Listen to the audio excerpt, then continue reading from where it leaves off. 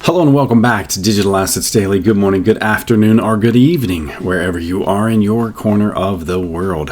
Why April is a crucial month for XRP versus the SEC case. The defendants Bradley Garlinghouse, Christian Larson, and Ripple Labs Inc. is in the lawsuit against the US SEC.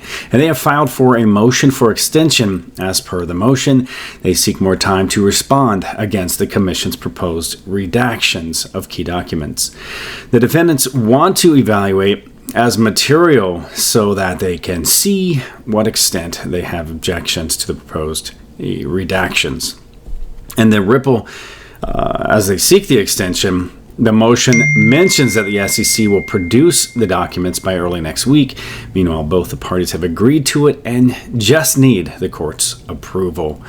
And we will again see how this plays out, because we know once they decide to end the case, and it can be ended by either party instantly, then we do know that we're going to see the price reflect on that immediately with XRP as retail investors. Also, too, amidst the ongoing crisis, Ukraine launches an NFT museum war. And this is very interesting because we know Ukraine has chosen Stellar and built their CBDC upon it as well. So Ukraine continues to leverage blockchain tech to support its course in the conflict with Russia. Today, the Ukrainian government has launched an NFT war museum to raise more funds for its war efforts. And we know they were also sent tons and tons of Bitcoin to help ease through the tensions as well, or basically to meet their financial needs. So next article, the XLM price prepares to break out as Stellar breaks into DeFi through the Ethereum bridge. This is something just recently released, and XLM price has posted double-digit gains over the past week as the altcoin prepares to break into Ethereum's DeFi ecosystem. And Stellar announced the launch of Starbridge, a project that allows users to transfer assets between XLM and the Ethereum network. And XLM adoption is on the rise as Stellar-backed Velo Protocol and Philippine Digital Asset Exchange announced its new partnership also.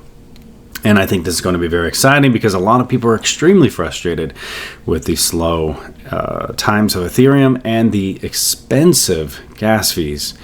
Also, too, before we leave, I want to hit a quick reminder and play something for you.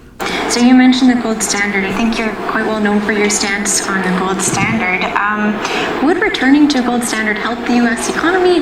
Can you talk a little about your thoughts on that? Well, I would say I don't see it so much as returning, but more of a back to the future. Okay. I think that what a gold standard stands for is monetary discipline for its own sake. That is, if money is supposed to be a unit of account and a reliable measure and a dependable store of value, it really shouldn't be subject to who's the chairman of the Federal Reserve. And I think that money needs to be stable and provide the foundation for productive economic growth.